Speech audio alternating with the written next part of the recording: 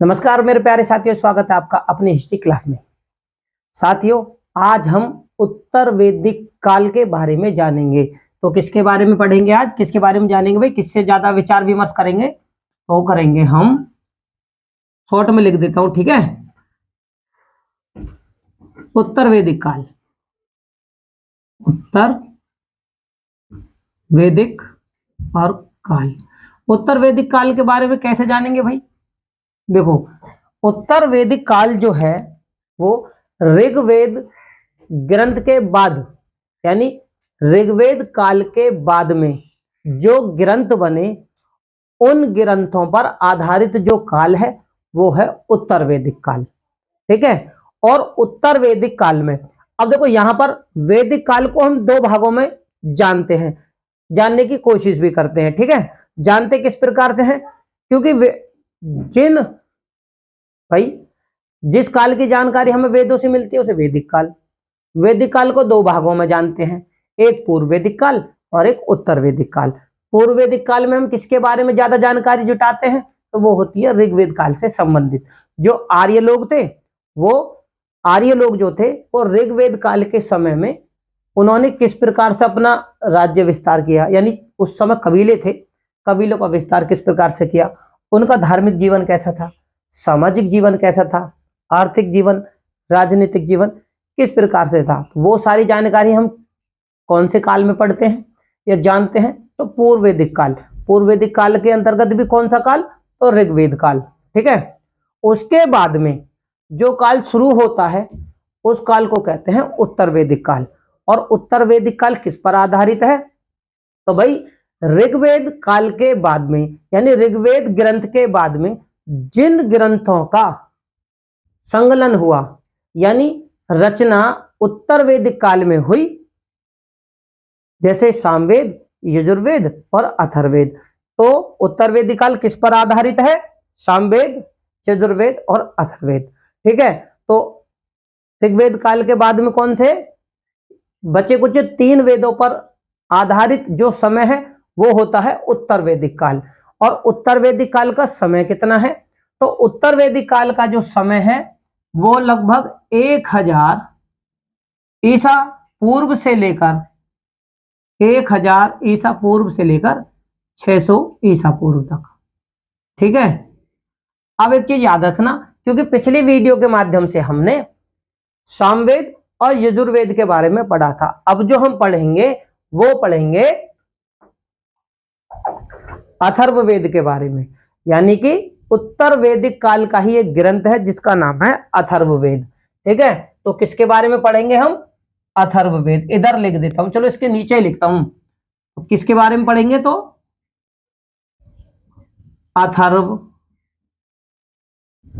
अथर्ववेद, ठीक है। किसके बारे में पढ़ेंगे आज हम?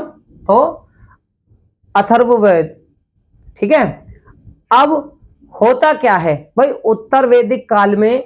क्या हुआ, पहले 4 वेद थे, चारों में से एक वेद तो चला गया पूर्व वैदिक काल में, बचे कितने? 3 वेद, ठीक है ना। 3 वेद बचे। एक वेद के बारे में हमने कब जाना? तो पूर्व वैदिक काल के अंतर्गत जाना। उसके बाद में 3 वेद बचे। वो 3 वेद कौन कौन से थे? तो उसमें थे सामवेद, उसके बाद था यजुर्वेद, और उसके बाद में कौन सा था? तो अथर्ववेद, ठीक है। शॉर्ट में मैं लिख देता हूं। इनके बाद में भाई समय कितना है? 1000 से 600 ईसा पूर्व तक, ठीक है। लेकिन 1000 से 600 ईसा पूर्व तक इन वेदों को सरल और साधारण, ठीक है ना, सरल और आसान बनाने के लिए इन वेदों का फिर परिवर्तन किया गया नए नए रूपों से। मतलब ये जो वेद थे इनके उपवेद बनने चालू हुए, उपवेदों से फिर ब्राह्मण ग्रंथ बनने चालू हुए, यानी कि इन वेदों को फिर क्रम वाइज सरलता की तरफ ये वेद शुरू हो जाते हैं, ठीक है। मोटे मोटे शब्दों में हम इस तरीके से जानते हैं। तो ये जो 4 वेद थे इनके क्या बने? इनके बने फिर उपवेद, ठीक है। उपवेद, इन सभी के अपने अपने उपवेद हैं, ठीक है। जो हमने अपनी पिछली वीडियो के माध्यम से आपको बताया, उपवेद के बाद में बनते हैं इनके ब्राह्मण ग्रंथ। ब्राह्मण ग्रंथ बनते हैं जो हमने अपनी पिछली वीडियो के माध्यम से, यानी सामवेद के बारे में पढ़ा तब भी आपको जानकारी दी, यजुर्वेद के बारे में पढ़ा तब भी आपको जानकारी दी। अब हम अथर्ववेद के बारे में जान रहे तब भी आपको जानकारियां दे रहे हैं, ठीक है। अब ब्राह्मण ग्रंथ बनने के बाद में क्या बना? आरण्यक। आरण्यक के बाद में क्या बनता है? उपनिषद, ठीक है। उपनिषद के बाद में क्या बना? वेदांग। और वेदांग के बाद में क्या बना? सूत्रों का काल। सूत्रों के काल के बाद में कौन सा काल माना गया? महाकाव्य। और महाकाव्य के बाद में कौन सा काल शुरू हुआ? तो पुराण, ठीक है। तो पुराणों का काल शुरू हो जाता है। जब यहां तक हम पहुंचे, यानी कि अब हमने अपने ग्रंथों के सरलता, जैसे जैसे हमने सरल बनाए तो उसी प्रकार इनका समय भी घटता चला गया। क्या घटता चला गया? यानी शुरू कब होते हैं? 1000, यहां पर लिख देता हूं मैं 1000, यानी कि ये जो समय शुरू होता है वो ईसा पूर्व में शुरू होता है वेदों का, और ईसा पूर्व से चलते चलते समय, अगर मैं बात करूं तो चलते चलते जब पुराणों का समय आया तब क्या हो गया? ईसवी। समझ में आया आप लोगों को कि ईसा पूर्व में वेद शुरू होते हैं और ईसवी तक आते आते, यानी उनका सरल रूप आसान भाषा में अगर उन्हें करते चले जाए तो उनका जो परिवर्तन होता गया उसी तरीके से इनके समय का भी परिवर्तन होता चला गया। अब समय की अगर मैं बात करूं तो देखो ईसा पूर्व मतलब है 1000 ईस्वी, ठीक है मेरे प्यारे साथियों, समझने की कोशिश करना आप लोग। 1000 ईसा पूर्व, ठीक है, आगे भी लिख दिया पीछे भी लिख दिया मैंने, ठीक है। तो 1000 ईसा पूर्व से समय चलता है और पुराणों का समय आते आते कौन सा हो जाता है? तो लगभग 400 ईस्वी। आप समझ गए होगा 400 ईस्वी में कौन सा काल था? तो 400 ईस्वी में था गुप्त काल, यानी इनका जो संगलन का समय है वो परिवर्तित होते होते ईस्वी में प्रवेश कर जाता है। तो अभी तक हमने जानकारी कहां तक जुटाई थी? यजुर्वेद तक। अब हम किसके बारे में जानेंगे भाई? अथर्ववेद के बारे में जानेंगे। अब अथर्ववेद की अगर मैं बात करूं भाई, इन चारों वेदों के बारे में, सॉरी इन तीनों वेदों के बारे में, तीनों वेदों के कौन कौन से वो भी अभी समझ लेते हैं। देखो भैया यहां पर मैंने एरो का निशान लगा दिया, ठीक है। यहां पर देखो मैं लिख देता हूं सामाजिक जीवन के बारे में, राजनीतिक जीवन के बारे में, धार्मिक जीवन के बारे में और आर्थिक जीवन के बारे में हम, ठीक है ना। और मोटे शब्दों में कहूं तो हम ये लिख देता हूं कि विस्तार के बारे में। लेकिन किसके भाई? तो देखो सामवेद, यजुर्वेद, अथर्ववेद, ये तीनों हो गए ग्रंथों का काल, कि भाई इनका संकलन आर्यों ने किस प्रकार से किया, ठीक है ना। तो उनके बारे में हमने जाना पिछली वीडियो के माध्यम से और उससे पिछली वीडियो के माध्यम से। अब हम किसके बारे में जानेंगे? तो अथर्ववेद। इसके बाद में हम उत्तर वैदिक काल के, किसके? यहां पर समझना आप लोग, उत्तर वैदिक काल के आर्यों के विस्तार के बारे में, सामाजिक जीवन के बारे में, राजनीतिक जीवन के बारे में, धार्मिक जीवन के बारे में और आर्थिक जीवन के बारे में हम पहले इन तीनों वेदों से संबंधित कुछ जानकारियां आप लोगों से साझा करेंगे। भाई आखिर इन वेदों के अंतर्गत आर्यों की कौन कौन सी विशेष जानकारियां थी जो हम आप लोगों से साझा करें, ठीक है। तो सामवेद के बारे में समझ गए, हम यजुर्वेद के बारे में भी समझ गए। बात आती है अब अथर्ववेद की।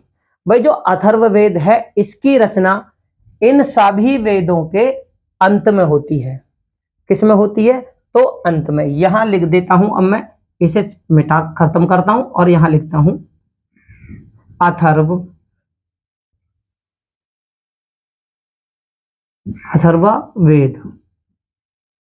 ठीक है, कहीं कहीं पर अथर्ववेद, कहीं कहीं पर अथर्ववेद। तो देखो इसकी रचना कब होती है? इसकी रचना होती है सभी वेदों के अंत में। ठीक है, ये आप नोट कर लेना, सभी वेदों के अंत में इसकी रचना होती है।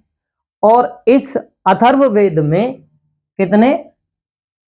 इस अथर्ववेद में 731 सूक्त होते हैं। कितने? अथर्ववेद के अंतर्गत आर्यों के द्वारा इसमें 731 सूक्त होते हैं। और इसके अंतर्गत क्या होते हैं? इसमें 20 अध्याय। इसमें कौन से? अथर्ववेद में 731 सूक्त हैं, 20 अध्याय हैं और इसमें 6000 मंत्र हैं। कितने मंत्र इसमें संकलित हैं? तो 6000 मंत्र अथर्ववेद में हैं। अथर्ववेद जो है वो जादू, टोना, वशीकरण और कुछ देसी दवाइयां, जड़ी बूटियों से संबंधित वेद है। ठीक है ना, ज्यादातर इसमें जादू, टोना, वशीकरण इस प्रकार के मंत्र बहुत ज्यादा हैं। ठीक है, अब बात करते हैं इसमें दूसरी महत्वपूर्ण बात, वो क्या है कि यही वो अथर्ववेद है जिसमें आर्य और अनार्यों का समन्वय है, यानी आर्य और अनार्यों का समन्वय देखने को मिलता है। किसमें मिलता है? तो यहां पर मैं लिख भी देता हूं कि देखो भैया, आर्य प्लस अनार्य, अनार्यों का समन्वय है। ठीक है, किसमें देखने को मिला? सबसे ज्यादा जो देखने को मिलता है तो वो मिलता है अथर्ववेद में। अथर्ववेद को ही क्या कहा जाता है? अथर्ववेद को ब्रह्मवेद भी कहा जाता है। क्या कहा जाता है इसको? अथर्ववेद को ब्रह्मवेद भी, यानी ब्रह्मवेद भी कहते हैं। ठीक है, यानी ब्रह्मवेद का मतलब क्या है? पुस्तक में लिख देता हूं, श्रेष्ठ वेद। ठीक है, तो ये जानकारी आप लोगों को अच्छी लगी होगी। अथर्ववेद को ब्रह्मवेद भी कहते हैं। और इसके ऋषि, भाई इसकी जो रचना की थी वो अथर्वा ऋषि ने की थी। किसने की थी? अथर्वा ऋषि ने की थी। तो इसलिए इस वेद का नाम क्या पड़ा?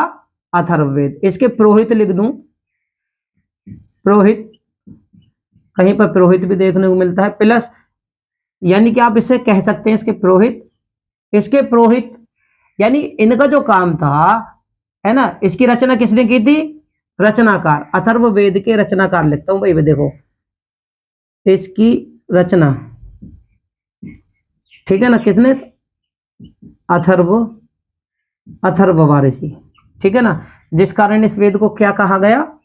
अथर्ववेद। अब इनका काम क्या था? इनका जो काम था, इस वेद के, यानी तीनों वेदों, यानी ये जो 4 वेद थे, इन वेद के निरीक्षण करने वाले को, निरीक्षण मतलब जानते हो?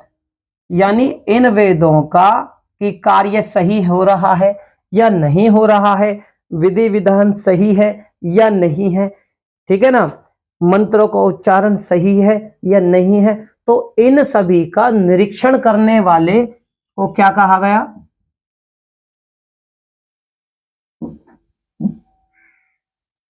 निरीक्षण।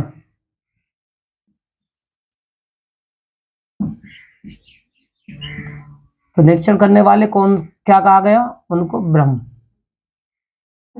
ब्रह्म कहा।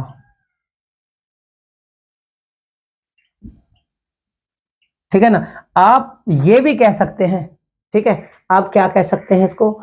आप इसको निरीक्षण करने वाले को, सॉरी, निरीक्षण करने वाले को ब्रह्म भी कह सकते। ब्रह्म क्यों कह सकते हैं? यानी अथर्ववेद का निरीक्षण करने वाला जो होता है वो होता है ब्रह्म, ठीक है ना। लेकिन रचनाकार ये किसके नाम पर अथर्ववेद पर? तो अथर्वा ऋषि के, ठीक है ना। तो ऋषि अथर्वा, ऋषि लिख देता हूं यहां पर, ऋषि अथर्वा के ऊपर ही इस वेद का नाम अथर्ववेद पड़ा।